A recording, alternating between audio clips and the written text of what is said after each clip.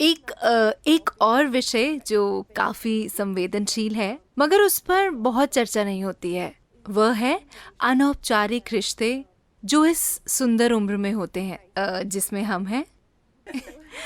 अपने बारे में थोड़ी अच्छी बातें कहनी थी। आजकल लोग शारीरिक संबंध बनाते हैं, लेकिन इन रिश्तों में ज्यादा भावनाएं नहीं होती। हम इस विषय पर आपकी आपकी राय जानना चाहते हैं। अगर लोग अपनी मर्जी से ऐसे रिश्ते बनाते हैं, तो क्या ये सही है या ये क्या है? क्या मैं एक चुटकुला सुना सकता हूँ? बिल्कुल, मुझे चुटकुले पसंद हैं। एक मिसेस भाटिया थी। कोई भाटिया तो नहीं है? मैं नाम बदल सकता हूँ। एक मिसेस भाटिया थी जिनकी शादी की 50वीं वर्षगांठ थी। वर्षगांठ मनाने के बाद अगले दिन उन्होंने तलाक की अर्जी दे दी। जज ने तलाक की अर्जी देखी। वो एक अच्छी पारिवारिक मित्र भी थी, तो उसने उन्हें बुलाकर पूछा, आप अपने पति को तलाक क्यों देना चाहती हैं? वो इतना प्यारा आदमी है। आप उसे तलाक क्यों देना चाहती हैं? आप किस आधार पर उसे तलाक दे रही हैं? वो बोली, वो मेरे साथ वफादार नहीं रहे, वो मुझे धोखा देते रहे हैं। आप इस नतीजे पर कैसे पहुंची? आपने कल ही शादी की 50वीं वर्षगांठ मनाई थी। कल तक तो आप ठीक थी, फिर क्या हो गया? मुझे बीते दिनों की बहुत याद आ रही थी, तो मैंने फोटो एल्बम पलटना शुरू किया। फिर मैंने देखा कि मेरे 5 बच्चों में कोई भी उनके जैसा नहीं दिखता।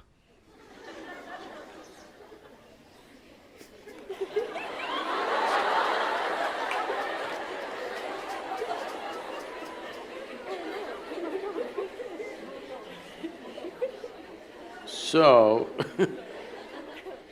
देखिए, अभी क्या आपको याद है कि 10 पीढ़ी पहले आपकी दादी की दादी की दादी कैसी दिखती थी? नहीं, मगर उनकी नाक अभी आपके चेहरे पर मौजूद है। आपके शरीर को याद है, हाँ या ना? आपके शरीर को लाखों साल पहले आपके पूर्वजों की त्वचा का रंग भी याद है, अभी तक वो भूला नहीं है। तो जिसे आप मेरा शरीर कह रहे हैं, वो यादों का एक बहुत बड़ा संग्रह है ना? आपके दिमाग में मौजूद यादाश्त बहुत कम है। आपके शरीर में मौजूद यादाश्त, there is evolutionary, उसमें क्रमिक विकास की यादें हैं, जेनेटिक यादें हैं, कर्म की यादें हैं, व्यक्त और अव्यक्त स्तर की यादें हैं, ढेर सारी यादें हैं। आपको लगता है कि अभी आपको चलना आता है, लेकिन ऐसा सिर्फ इसलिए है क्योंकि आपके शरीर ने वो यादाश्त बनाई है। अगर आपका शरीर उसे भूल जाए तो आप चल नहीं पाएंगे। so इतनी यादें, आप जो छोटी से छोटी चीज करते हैं, आप जानते हैं कि क्या खाना है क्या नहीं खाना है, उसे मुंह में डालना है कान में नहीं। ये सुनने में अजीब लगता है, लेकिन आप यादों के कारण ही जानते हैं।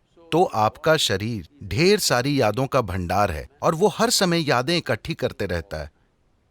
अगर आप यहां से यहां तक चलें तो 50 अलग अलग तरह की हल्की महकें होंगी। हो सकता है कि आप उस पर ध्यान न दें, मगर शरीर उसे इकट्ठा भी करता है और पहचानता भी है।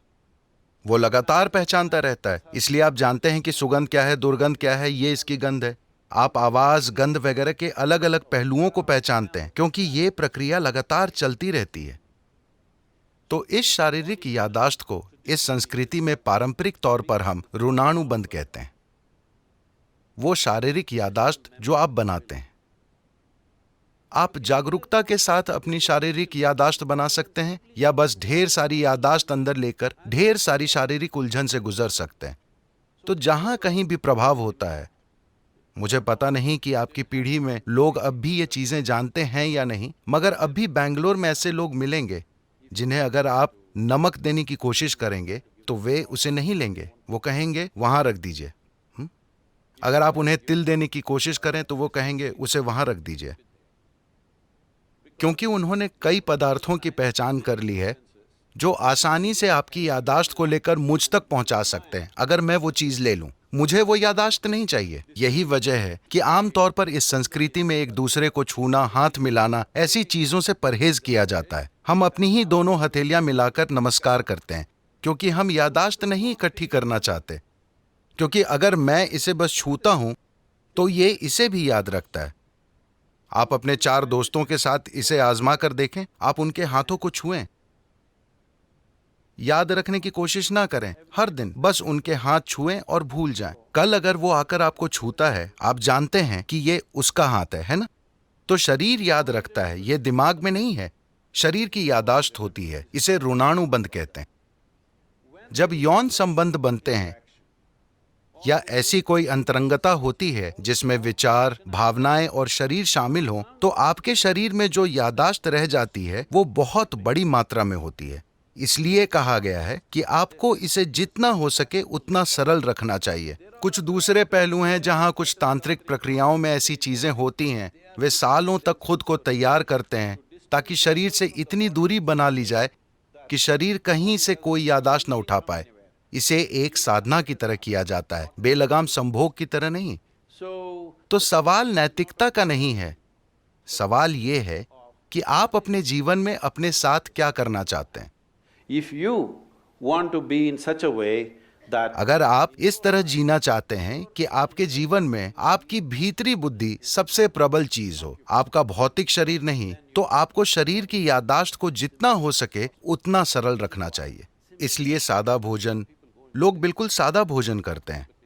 अब भी मैं दिन में 1 बार भोजन करता हूं और भोजन में सिर्फ 1 चीज खाता हूं, 10 नहीं। मैं वो चीजें दूसरे दिन खा लूंगा, मगर आज मैं सिर्फ 1 चीज खाऊंगा। क्योंकि काफी फर्क आप आजमा कर देखिए, सिर्फ मेरे कहने पर मत जाइए। खासकर जब आपकी परीक्षा का समय आता है, सादा भोजन कीजिए और देखिए कि उससे कितना फर्क पड़ता है। आपकी बुद्धि कैसे काम करती है, आप कितना सतर्क रहते हैं, सब कुछ। तो आप खुद को क्या बनाना चाहते हैं? आप खुद को एक सेक्सुअल सुपरनोवा बनाना चाहते हैं या or no I'm saying कुछ लोगों का ऐसा इरादा हो सकता है, ये उनके ऊपर है। मगर आप अपने जीवन के साथ क्या करना चाहते हैं, ये आपको तय करना होगा। अगर आपने ये तय किया है तो ये बहुत महत्वपूर्ण है कि आप अनजाने में भारी मात्रा में यादें ना इकट्ठी करें, because this will lead to क्योंकि बाद में आप देखेंगे कि आपके लिए शांत और खुश रहना बहुत मुश्किल होगा, चाहे कुछ भी अच्छा हो रहा हो, simply because they क्योंकि शरीर में उलझन भरी यादें मौजूद हैं। जब इसी प्रकृति का कुछ और आता है तो शरीर में उलझन भरी उथल पुथल होने लगती है। शायद आपके दिमाग में यह ना आए, just physically ये सिर्फ शारीरिक रूप से होता रहेगा। तो ये चुनाव आपको करना है। ये नैतिकता का सवाल नहीं है, ये सवाल है समझदारी से जीने का।